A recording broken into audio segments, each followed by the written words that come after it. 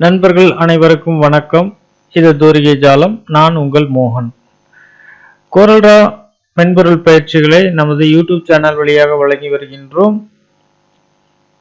தொடர்ந்து நம்முடைய சேனலுக்கு உங்களுடைய சப்ஸ்கிரைபர்களை தந்து மேலான ஆதரவுகளை வழங்க வேண்டும் என கேட்டுக்கொண்டு, இந்த காணொளி பயிற்சியில் நாம் எந்த விதமான பயிற்சிகளை பற்றி உங்களுக்கு கற்றுத்தர இருக்கின்றோம் என்றால்,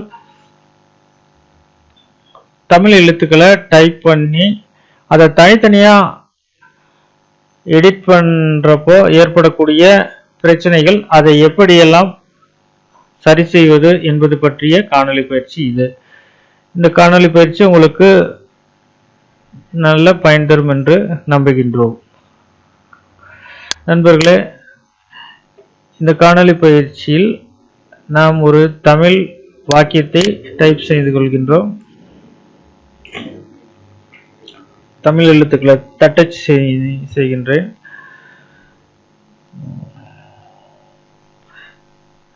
அதுக்கு நான் யூனிகோட் ஃபாண்ட்டுகளை தான் இதில் பயன்படுத்துகிறோம்.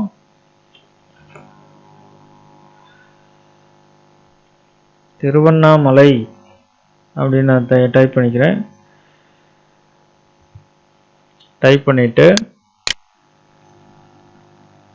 இதை திருவண்ணாமலை அப்படின்னு டைப் பண்ணிட்டு இங்க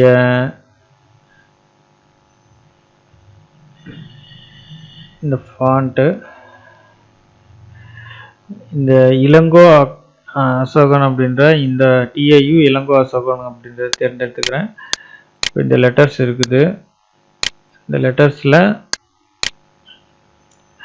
லெட்டருக்கு இடைப்பட்ட தூரங்களை வந்து சரி செய்யறதுக்கு நம்ம இங்கே டெக்ஸ்ட் ப்ராப்பர்ட்டி வந்தோம்னா, லெஃப்ட் சைடு டெக்ஸ்ட் ப்ராப்பர்ட்டி, அதில் வந்து பேராகிராஃப்னு இருக்கு பாருங்க. இந்த பேராகிராஃபுக்கு வந்துட்டோம் அப்படின்னோம்னா கீழே இருக்கக்கூடிய இந்த பாக்ஸ், இது வந்து கேரக்டர் ஸ்பேசிங்னு இங்கே கொண்டு வந்து கர்சர் நிறுத்தினீங்க அப்படின்னா கேரக்டர் ஸ்பேசிங்னு வரும். இந்த கேரக்டர் ஸ்பேசிங்கில் அதை இன்க்ரீஸ் பண்ணுற மூலயமா எழுத்துக்களுக்கு, ஒரு எழுத்துக்கும் இன்னொரு எழுத்துக்கு இடைப்பட்ட தொலைவுகள் மாறதை கவனிக்கலாம். தேவையான அளவு மாற்றங்களை நம்ம பண்ணிட்டு போதுன்னா அப்படியே விட்டுடலாம்.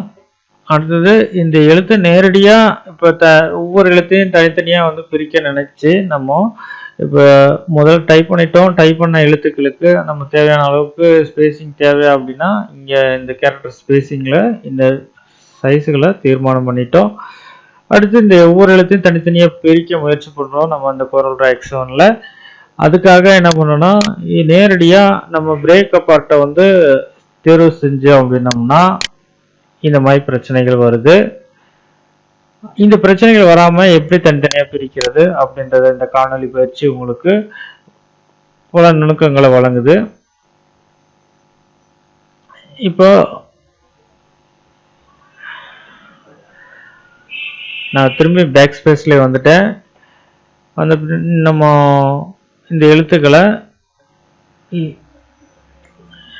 சிதையாம எப்படி சரி செய்யுது அப்படின்றத பார்க்கலாம். இங்க அரேஞ்ச் மெனுல போயிட்டு இந்த எழுத்தை முதல்ல கன்வெர்ட் டு கர்வா மாத்திக்கிறோம்.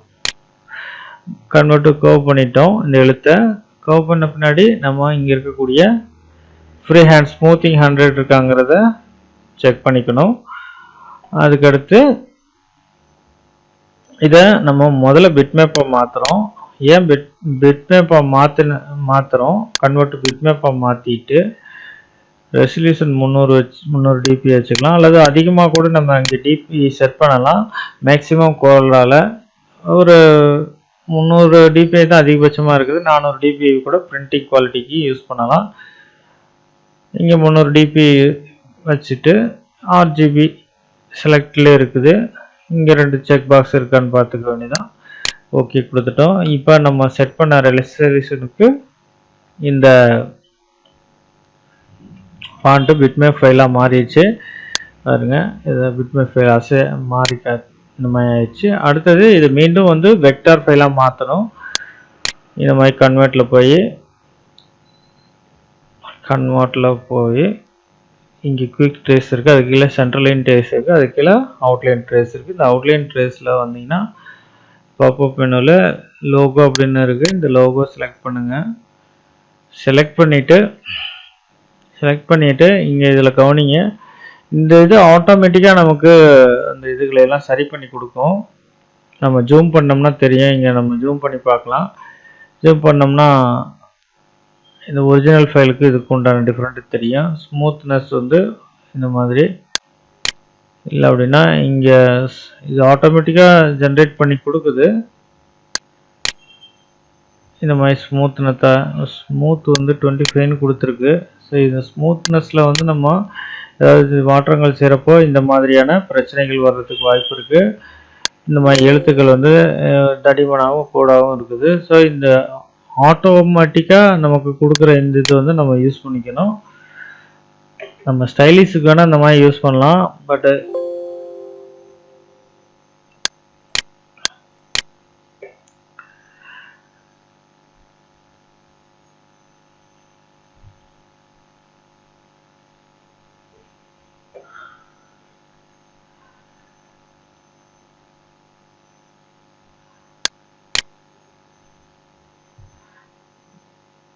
இந்த மாதிரி இங்கே தேவையான சில மாற்றங்களை நம்ம பண்ணி நமக்கு தேவையான அளவுக்கு கொஞ்சம் பண்ணிக்கலாம். இந்த கார்னர் ஸ்மூத்து, கார்னர் வந்து கொஞ்சம் இங்கே நெளிவாக இருக்குது அப்படின்னா இங்கே கார்னர் நம்ம இந்த கார்னர் கொஞ்சம் நெளிவாக இருக்குது அப்படின்னா லேசாக கொஞ்சம் கார்னர் ஸ்மூத் வந்து கொடுத்து பார்ப்போம். ஓகே போதும் அப்படின்னோம்னா சரி இது பண்ணிக்கலாம். இங்கே நீங்கள் ஸ்மூத்திங்கை வந்து அதிகப்படுத்துறது மூலயமா உங்களுக்கு இந்த மாதிரி ஃபாண்ட்டுகள் எழுத்துக்கள் வந்து செதஞ்சு போகிறதுக்கான வாய்ப்பு நிறையா இருக்குது. பாருங்கள் இந்த மாதிரி ஏன் வந்து இந்த மாதிரி எழுத்துக்கள் வந்தது அப்படின்னா இங்கே இதை நம்ம கவனிக்காமட்டது தான் ஸ்மூத்னஸ்ஸு. ஆட்டோ ஸ்மூத்னஸில் நமக்கு அதாவா வந்து ஒரு ஸ்மூத்னஸ் கொடுக்குது coreldraw. ஸோ அதனால் ஆட்டோ ஸ்மூத்னஸ் வச்சுக்கலாம். இந்த கார்னர்லாம் கொஞ்சம் நம்ம இதை பண்ண பின்னாடி எடிட் பண்ணிக்கலாம். இந்த ரவுண்டெல்லாம் நம்ம கர்வ் அட்ஜஸ்ட்மெண்ட் பண்ணிக்கலாம். ஓகே கொடுத்துடலாம். ஓகே கொடுத்துட்டோம் அப்படின்னோம்னா இப்போ நம்ம டெக்ஸ்ட் வந்து பிட்மேப்ல இருந்து வெக்டார் ஃபைலுக்கு மாற்றியாச்சு. இதை கன்வெர்ட் அன்குரூப் கொடுக்குறேன். இங்கே பார்த்தீங்கன்னா சில எழுத்துக்கள் ரவுண்டுகள்லாம் இருக்குது. இதெல்லாம் நம்ம இதை அன்குரூப் பண்ணிவிட்டு முதல்ல கன்வெர்ட் டு அன்குரூப்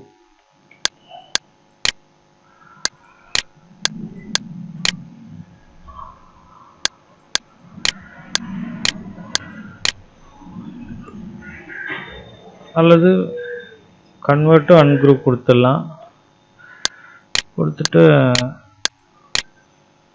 இந்த எழுத்துக்களை வந்து தேர்ந்தெடுத்து நமக்கு எங்கேயாவது இந்த மாதிரி நெளிவு சுழிகள் சரியில்லை அப்படின்னா இங்கே இருக்கக்கூடிய கைட்லைன் அப்படி வச்சு நம்ம ஒரு சில இதுகளையெல்லாம் நம்ம இந்த ஷேப் டூலை பயன்படுத்தி அட்ஜஸ்ட் பண்ண முடியும். இந்த மாதிரி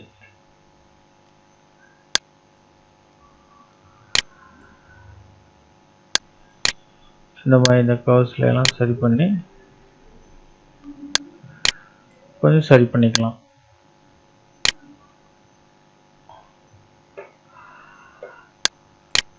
மற்றபடி இங்கே எல்லா எழுத்துக்களையும் நீங்கள் மாற்றி வச்சுக்க முடியும். இந்த மாதிரி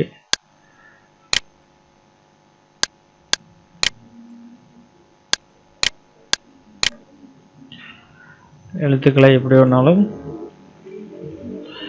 ஒன்ஸு நம்ம இதை வெக்டாராக மாற்றிட்டோம் அப்படின்னோம்னா வெக்டாராக மாற்றின பின்னாடி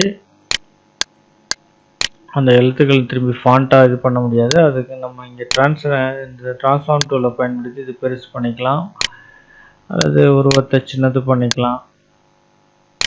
வெக்டார் பண்ணிட்டோம் அப்படின்னாலே இந்த மாதிரி எடிட்டிங் பண்ணுறப்போ நமக்கு முதல்ல சிதைஞ்சு போணுச்சு இல்லைங்களா, அந்த மாதிரியான பிரச்சனைகள் இந்த மெத்தடில் வராது. இந்த மெத்தடை நீங்கள் பயன்படுத்தி பாருங்கள். உங்களுக்கு பயனுள்ள வகையில் அமைஞ்சதுன்னா அதை நீங்கள் தொடர்ந்து விளக்கத்தில் பயன்படுத்திக்கலாம்.